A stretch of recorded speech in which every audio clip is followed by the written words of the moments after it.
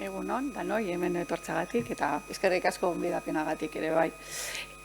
Bueno, EDE Fundaziotik nator, gu gara hirugarren sektoreko, sektore sozialeko entitate bat, eta, bueno, hori horrek hemen esan den dudan bezala, hirugarren, irabazi asmorik gabeko entitate bat gara, fundazioa elkarte izen genkela, bere kasuan bai da dago hiru entitate gara, hiru elkarte, EDE Fundazio, fundazio bat, elkarte bat, eta insertzio entitate bat bai, gizarte zibiletik sortzen dana, bai pertsonal profesionalak, langileak eta bolondrezak eta lan egiten duten gurekin, eta helburu nagusiena da pertsona, familia, kolektiboa, euren eskubideak benetan baliatzea dela eta horre sustatzea. Eta zerbitzuak emateaz aparte, sentsibilizazioa, dinamizazioa eta euren eskubideen sustapenak sustatzen ditugu. Hainbat arlotan lan egiten dugu, haurrak, gazteak, emakumeak, etorkinak, bazterkeriak, egoerak ere lantzen ditugu, garapenerako nazioarteko lankidetza, azken batean esku hartze zuzenarekin eta erabiltzaile asko izaten ditugu horrengatik. Bai, horrek hemen ikusten da, hiru hildo edo hiru enpresa EDE Fundazioan daude zenak, batetik bai aholkularitza daukagu, ezagutza aldean daukagu lan egiten dugu aholkularitza, genero aholkularitza, txostenak, ikerketa arlo bat daukagu, gero esku hartze, suspergintza izango litzateke esku hartze zuzen egiten duguna, lan egiten dugu bai aurrekin, zuzenean, aurrekin, emakumeekin, etorkinak, horredan, eta gero enplegu inklusiboan hor dagokagu insertzio entitate bat eta baita hor formakuntza emoten dugu langabetuei, enplegu zentroak lanbideekin lankidetzan. Guztirak itxi gora bere izango gara 350 langile kopuru eta hortaz aparte bai bolondrezak ditu gure artean. Horredanekin eta inbeste horre esparru guztian lan egin da, inpaktua handitxoa da, 315.000 onuradun, 333 proiektu urtean, honek dira aurreko urteko datuak, aholkularitzan eta ikerketan 25.000 ordu, esparru zabala, lan asko eta hainbat erabiltzailengan heltzen garenak. Eta honekin bat, bai hainbat lankidetza egiten dugu, hainbat entitaterekin eta hirugarren sektoreko beste langileekin, elkarterekin, estatu mailan, bai Europa mailan bai, eta administrazioekin ere bai. Barkatu, aurrerantza. Eta hau da gure ibilbidea. 2022 urtean gaude, 2002an hasi ginen, beraz aurten 20 urte egin dugu euskara planean, euskara batzordean.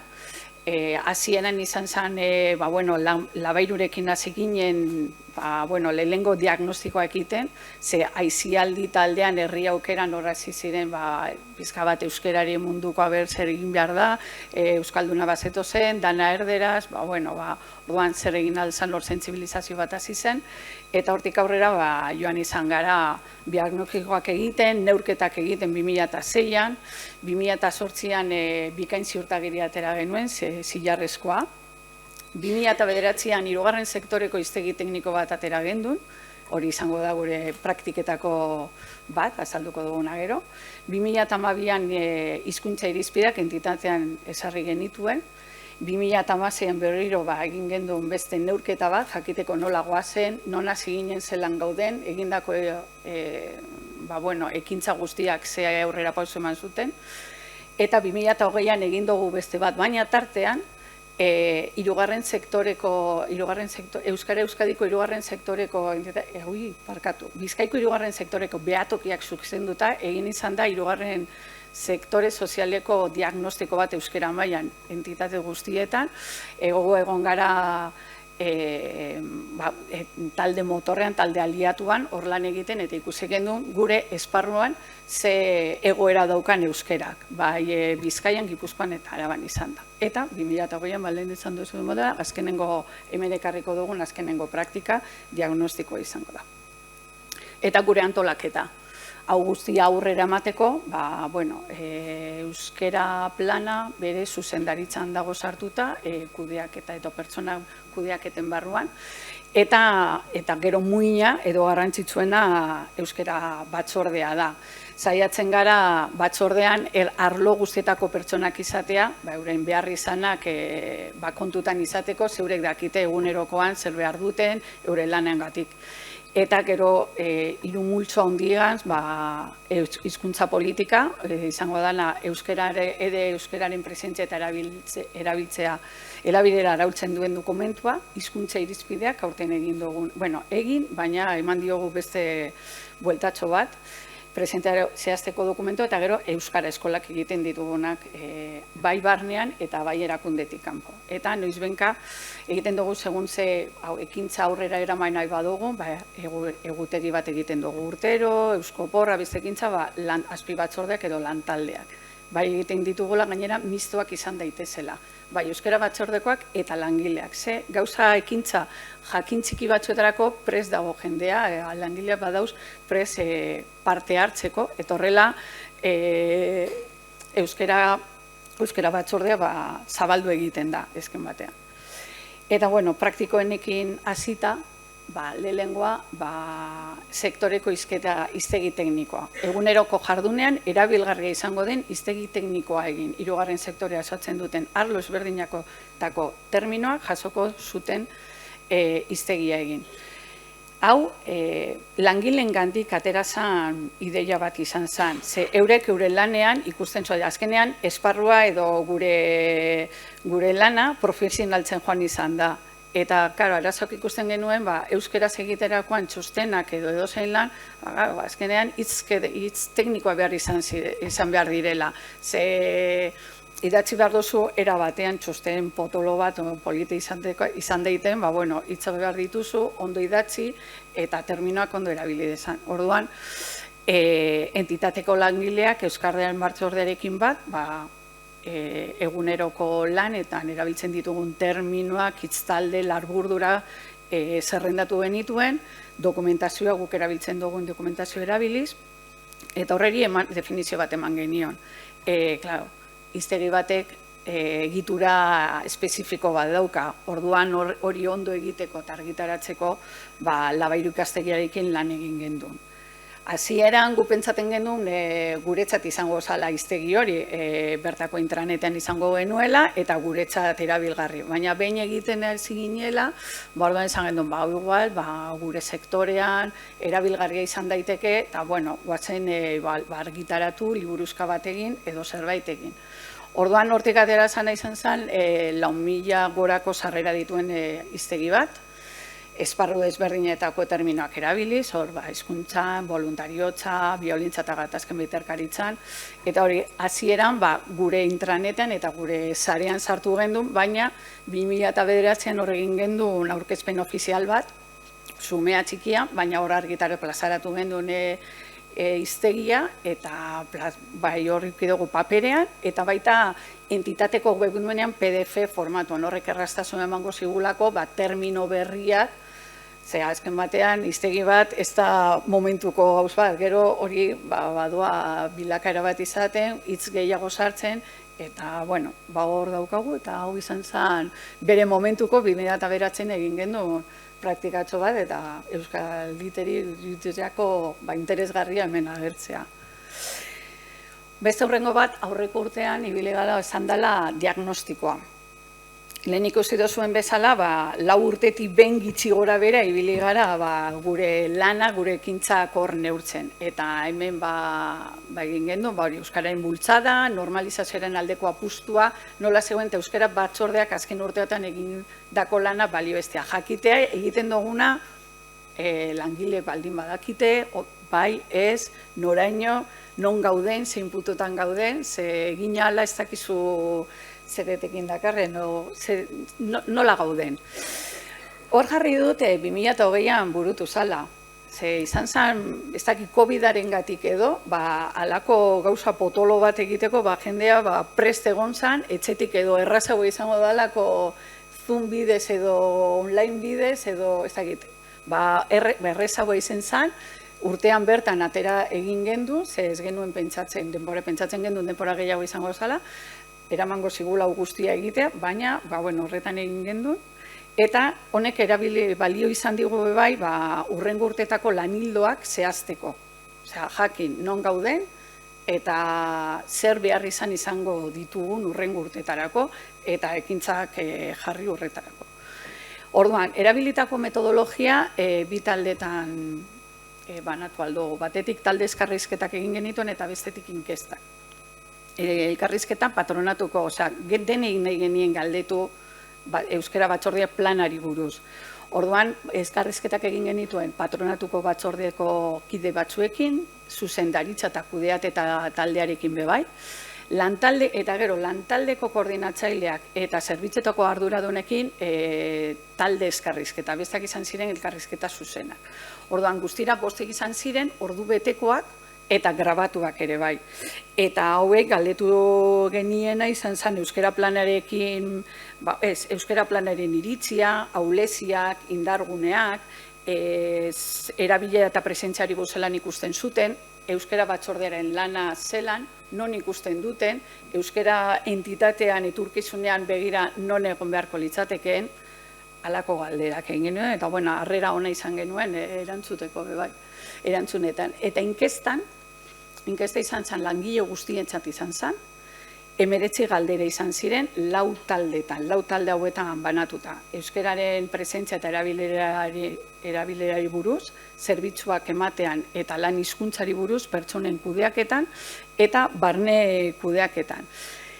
Inkesta egiteko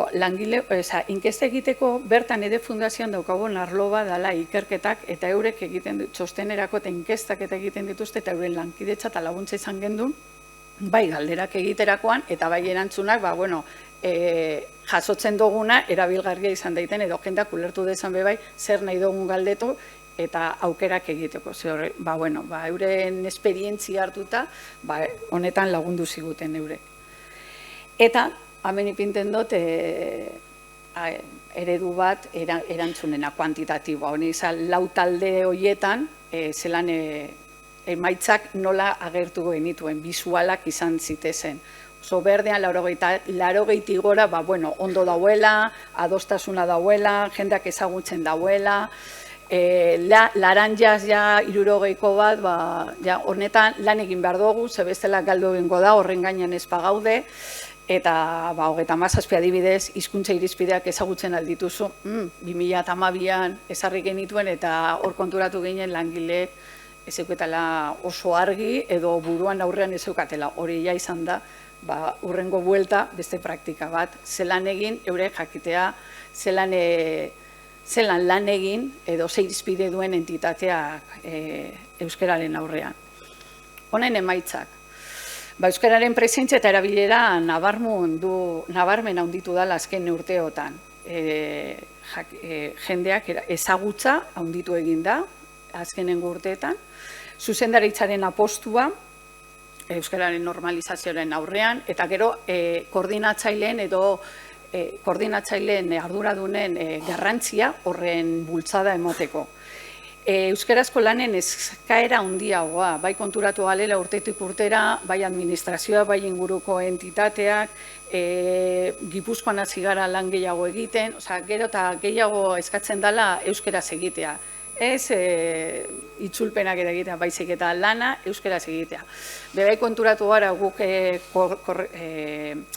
korreo elektronikoetan behan faldoia, txantillo jorretan, sinadura, bai hor daukagula bizibilitatuta edo norberak ipinten du bai, euskara baldin badakigu daukagu lelo badala nahi baduzu nirekin euskaraz. Orduan horrek ere erakartzen dau, jendeak euskaraz eskatzea lanak eta euskaraz egitea ja zieratik.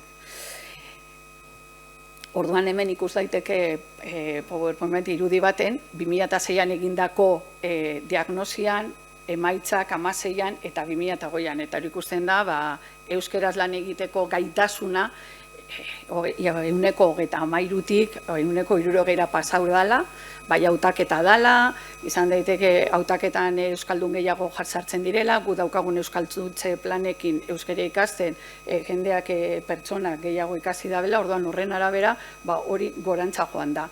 Eta Gero garrantzi emoten zaiola entiaterentzat euskarazko zerbitzu gehiago garatzea eta eskaintzea. Eta hori, 165 83ra. Orduan, diagnosia egin nahiko kontentuz gaude, ze, behintzat egindako lana, badauka bere etekina edo ez dakit jendeak badaki erabiltzen du garrantzia ematen dio, eta horrek ematen dizu baliotzi egiten dizu zure lana.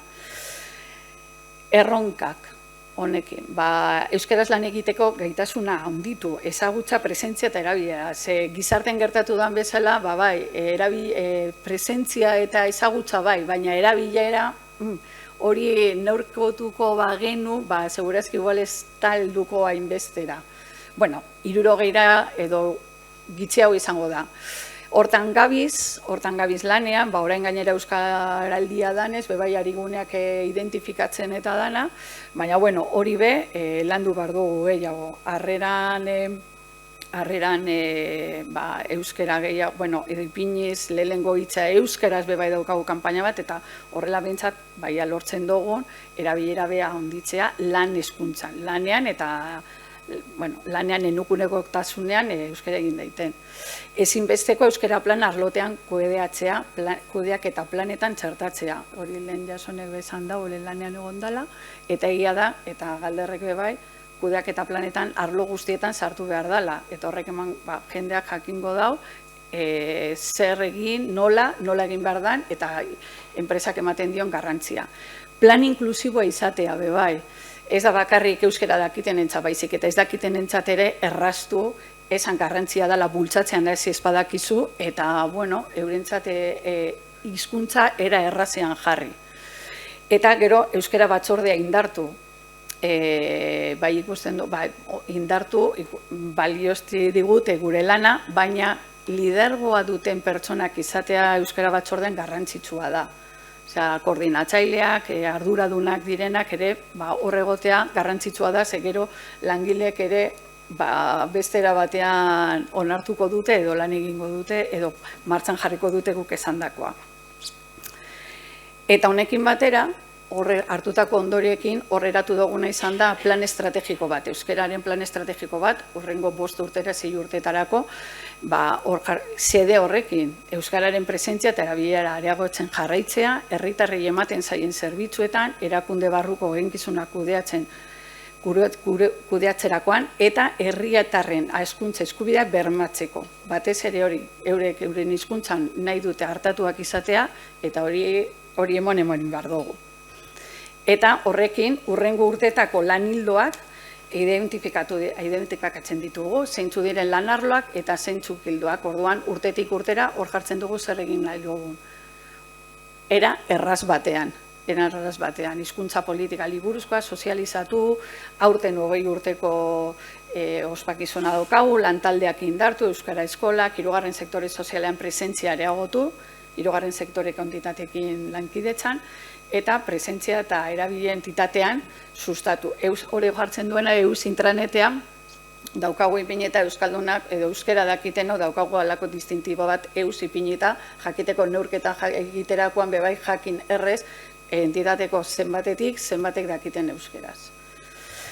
Eta azkenik hizkuntza politika liburuzka. Lehen hor diagnosian agertu da moduan, 2012an bai ezarri genuela zeintzuk izango ziren entitateko irizpideak, baina diagnosian inkestan agertu zen jendeak ezekiela. Osea, ez zuela ezagutzen, edo ez zeukan bere aurrean, edo ideiarik ez zeukala oso gehitzen, 1,7. Eta orduan horreri bueltan bat eman behar zitzaion, eta orduan agerian ipini behar zen sozializatu batez ere. Orduan horretarako egin dugu liburuzka bat. Hori irizpide guztia jasotzen dituena. Honetarako lantalde berezi bat eratu gendun, bai euskara batzordekoak eta langileak, euskara batzordean ez daudenak, Eta, bueno, bertan bere momentuan ezarri genituen irizpideak birpasatu genituen, aldatu edo eguneratu, eta liburuzka honen atalak, eta gero atal hauetan batatu ipini gendun. Sarrera, euskararen ibilbidea, euskararen oinarri juridiko eta legalak, ze hau ez da guri okurritu zaigun gauzatxo bat, baizik legeak daude noiz zelan eta zelan erabili behar diren, euskara planera xedea eta hizkuntza irizpideak.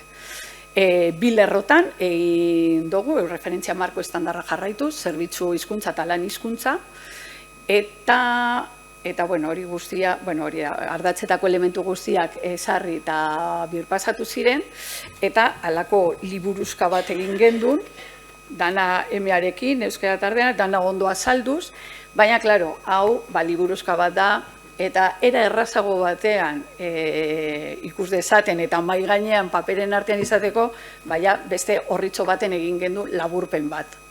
Errez, puntura joateko, lan hizkuntzan barne komunikazioan zelan hilabin behar dan, zelan egin behar dan, lehengo hitza euskeraz edo agurra, hori dana era errez batean, horritxo batean jarri genduen jendarentzat edo langileentzat erabilgarria izaidaten gainera, hau egiten egon ginenean, pausu bat atera aurretik, eta guk egin gendun birpasa dana lantaldean, baina trebankuntzan zeuden ikaslei pasa genien, eurek ere euren ariketa bat egiteko honetan, ikusteko ondo idatzita dagoen edo ez, eta horrela erabatean bebai sozializatu gendun, eta eurek parte izan ziren.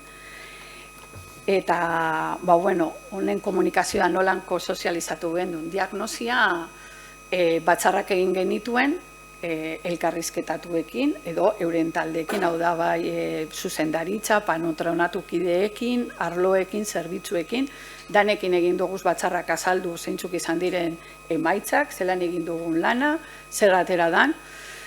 Gero gainera, bide batez, hurrengo urtetako lan hildoak eta helburuak jakinarazi diegu, eta eurengatik jaso dugu ze behar izan behar dituzten, zehar igune sortu da euren artean, ze gero eta gehiago hasi dira euskeraz lan egiten, euskaldun gehiago sartu dira, edo euskara dakiten pertsona gehiagoa sartu dira, orduan horrek egin du ja lehengo hitzetik euskeraz egitea, eta ja rol hori hartzen dozunean, ja errazagoa da egitea, ze bestela nahiko ordaldundu da lan mundua hori da.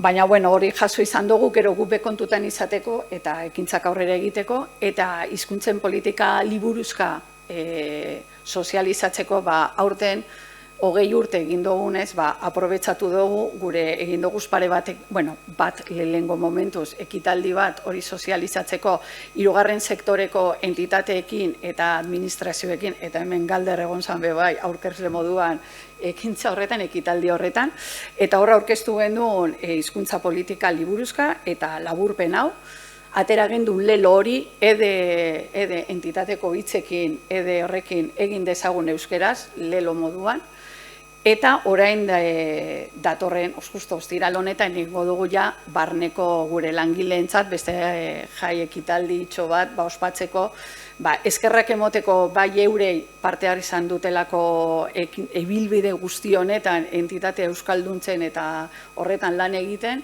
eta ja hor politika liburuzka hau edo behintzat laburpen hau emango diogu praktikan jartzeko eurek horretan eta egunerokoan lan egiteko.